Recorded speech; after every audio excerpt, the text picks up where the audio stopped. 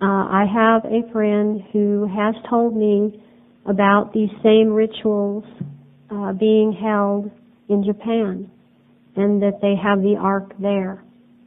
And it is associated with the Emperor of Japan, and that there are stone circles there, and that there seems to be an association with the Phoenicians. That is my understanding. It's very interesting that this same symbology, same story is also over in Japan with the Ark. Japan plays a very important part in this whole thing with the Illuminati, and they have downplayed it. It's been kept very quiet over here in the United States. I had, when I was involved with them, the Illuminati, and very mind controlled by them, been to Japan a few times and dealing with being around the Emperor at the time, who was, forgive me if I am not pronouncing this correctly, but Akihito. And they are very much also a part of the Illuminati. And they're very important right now at this time period. They hold a very important key to what is going to happen. And I will talk about that in the workshop. If anyone had questions about that, Brian and myself will both talk about it in the workshop. They also hold the key to Atlantis.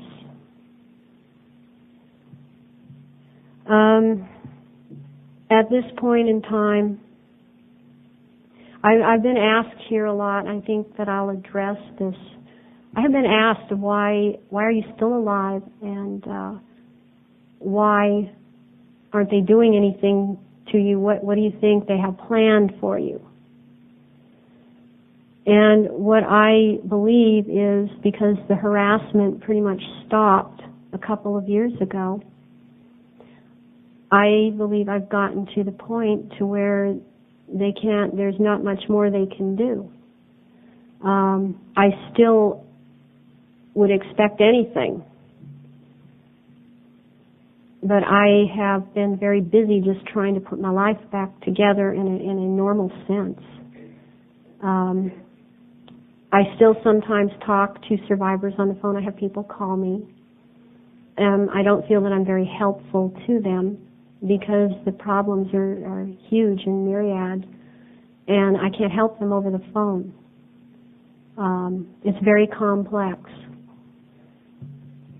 But I still, now I keep up on reading about these places. I've put a lot of my memory work aside for right now. And I hope to take it up again someday. But right now it's just watching all of this, watching the way the programming has changed. The programming is very, very complex now. It's very sophisticated. They no longer need to use programmers in the same way that they did when I was young. There seems to be a lot of association with military bases from people that I've heard, talked to. There seems to be a lot of association with alien activity. Some of it, I believe, is a screen. Some of it is not. There are a lot of people that have talked about being involved in rituals, but I think that a lot of people, from what I see, have a hard time with, oh, well, there were rituals, and oh, well, there's alien activity, and oh, well, there are military bases. So it's something that is not, I haven't come to a conclusion myself. I know what I was involved in. I'm still listening to other people and what they're involved in. but I'm really very busy right now, so I don't have much time as I did before. They use residences in neighborhoods. It's not always military bases. They use residents for upkeep and maintenance of people.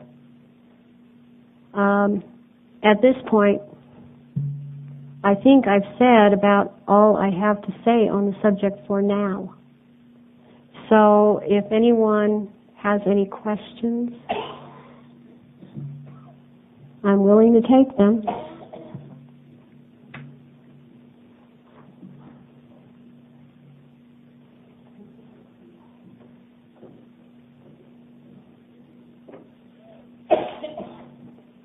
I should say that we have you line up to the microphone over on the side and state your name and your question. I am Scott. I talked to you yesterday. I used to work with people like you before I had Visions of Heaven. It's really touching to hear your story. There was a book written about what you went through, and it was written over 50 years ago by C.S. Lewis. It's called That Hideous Strength. I was wondering if you had studied that or ever heard of it or read it. I have never read any of C.S. Lewis's books. I had my reading kind of set by my parents as to what I could read. Yeah. What's so encouraging I felt about the book is when I take people to heaven and they get interested and it starts really taking off, I pretty much make that required reading for them because it teaches both sides of the issue. It teaches the evil. It talks about the vivisections. It talks about the mind control. It talks about all that stuff, but it talks about the positive very strongly and how that all will be overcome in the long run. It's a very beautiful, encouraging book to read. And that's why I wanted to bring it to your attention. It might be very good for you to read as well. It's just a beautiful book. Thank you. Yeah, I will have to look into that. One thing I will say is that a lot of people, when I speak, they think that I might come across as sad. Well, I'm sad because this whole thing is tragic. It's very tragic. And that I might come across as, gee, there's nothing I can do. Well, in a way, there is nothing that I can do other than what I am doing. I feel I'm doing the most powerful thing that I can do. And it takes a lot of courage for me to do it.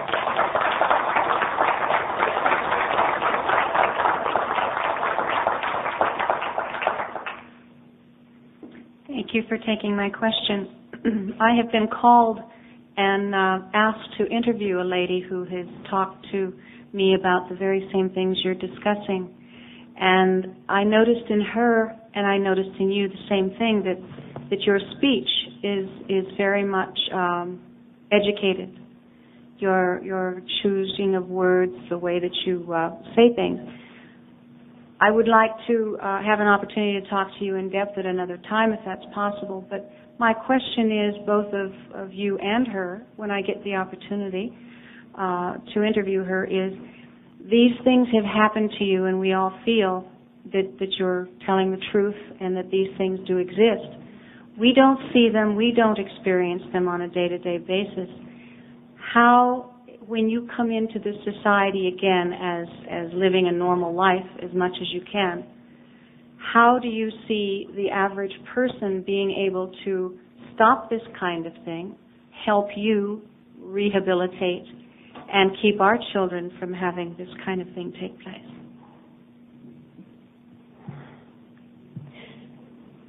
The way that I think that people can fight this is, since we're all attacked on every level and we're all programmed to some degree. We're programmed in different ways. It's the system that's doing it. It was set up to do that.